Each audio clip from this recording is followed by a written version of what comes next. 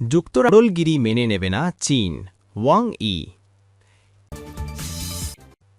এবার পাকিস্তানের প্রতিরক্ষা বাহিনীর প্রধান হলেন ফিল্ড মার্শাল আসিম মুনির।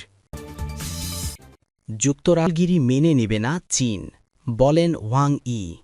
যুক্তরাষ্ট্র নিজেকে বিশ্বের মোড়ল ভেবে যাকে তাকে আটক করবে এবং বিচার করবে, এটা মেনে নেবে না চীন। ভেনেজুয়েলার প্রেসিডেন্ট নিকোলাস মাদুরোকে আটক করার পর চীনের পররাষ্ট্রমন্ত্রী ওয়াং ই এই মন্তব্য করেন। চীনের পররাষ্ট্রমন্ত্রী বলেছেন, বেইজিং কোনো দেশই যেন নিজেকে বিশ্বের পুলিশ মনে করে এমন ধারণায় বিশ্বাস করে না, কিংবা কোনো রাষ্ট্রের বিশ্বের বিচারক হবার দাবিও তারা মেনে নেয় না। রবিবার বেইজিংয়ে পাকিস্তানের পররাষ্ট্রমন্ত্রী ইসহাক দারের সঙ্গে বৈঠকের সময় তিনি সরাসরি যুক্তরাষ্ট্রের নাম উল্লেখ না করে ভেনেজুয়েলার হঠাৎ ঘটে যাওয়া পরিস্থিতির কথা উল্লেখ করেন। ওয়াং ই বলেন, আন্তর্জাতিক আইনের আওতায় সব দেশের সার্বভৌমত্ব ও নিরাপত্তা সম্পূর্ণভাবে সুরক্ষিত থাকা উচিত।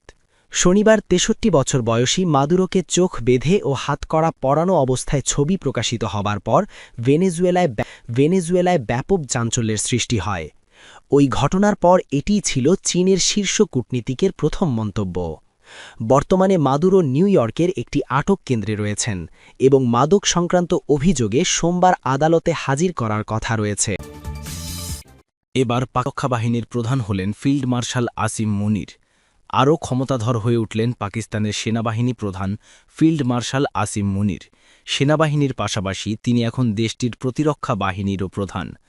গতকাল বৃহস্পতিবার পাকিস্তান সরকার তাকে দেশটির প্রতিরক্ষা বাহিনীর প্রথম প্রধান হিসাবে নিয়োগ দিয়েছে। বৃহস্পতিবার পাকিস্তানের প্রধানমন্ত্রী শাহবাজ শরীফ ফিল্ড মার্শাল আসিম মুনিরকে প্রতিরক্ষা বাহিনীর প্রধান করার প্রস্তাব দেন। সেদিনই ওই প্রস্তাব দেশটির প্রেসিডেন্ট আসিফ আলী জারদারির কাছে পাঠানো হয় এবং তিনি প্রস্তাবে অনুমোদন দেন। চলতি বছরের মে মাসে ভারতের সঙ্গে ৪ দিনের সংঘাতের কিছুদিন পর ফিল্ড মার্শাল পদে পদোন্নতি পেয়েছেন জেনারেল আসিম মুনির। তিনি ৫ বছরের জন্য দেশটির সেনাপ্রধানের দায়িত্ব পালন করছেন। তিনি পাকিস্তানের দ্বিতীয় এবং ৬ দশকের বেশি সময়ের মধ্যে দেশটির প্রথম ফিল্ড মার্শাল। এছাড়া বৃহস্পতিবার president Zardari air chief marshal Zaheer Ahmed Babar সিধুর মেয়াদ ২ বছর বৃদ্ধি করার প্রস্তাবে অনুমোদন দিয়েছেন। তার বর্তমান ৫ বছর মেয়াদ শেষ হবে আগামী বছরের ২০২৬-এর মার্চে। তারপর তার বৃদ্ধি করা মেয়াদ কার্যকর হবে।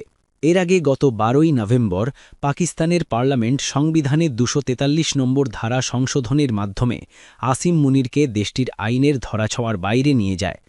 সংবিধানের ২৭তম সংশোধনীর মাধ্যমে শাহবাজ শরীফ সরকার আসিম মুনিরের যে কোনো অপরাধ বা প্রশাসনিক অভিযোগের ক্ষেত্রে আজীবন আইনগত দায়বদ্ধতা থেকে মুক্তির ব্যবস্থা করেছে। ২০২২ সালে আসিম মুনির আইএসআই প্রধান থেকে পাকিস্তানের ১১তম সেনাপ্রধান হিসাবে পদোন্নতি পান। এরপর ২০২৫ সালের মে মাসে ভারতের সঙ্গে ৪ দিনের সংঘাত ঘটে, যা পাকিস্তান অপারেশন বুনিয়ান উল মারসুস নামে অভিহিত করে। ভারতের দিক থেকে অভিযানের নাম দেওয়া হয়েছিল অপারেশন সিঁদুর।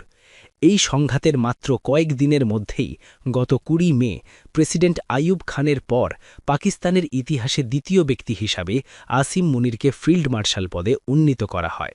আইয়ুব খান ১৯৫৮ সালে সামরিক অভ্যুত্থানের মাধ্যমে ক্ষমতা দখল করে নিজেকে ফিল্ড মার্শাল পদে উন্নীত করেন, যা ছিল একটি বিতর্কিত সিদ্ধান্ত।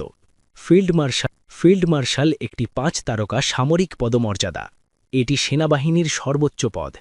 এটি অত্যন্ত মর্যাদাপূর্ণ এবং বিরল পদ, যা সাধারণত ব্যতিক্রমী সামরিক অবদানের জন্য দেওয়া হয়।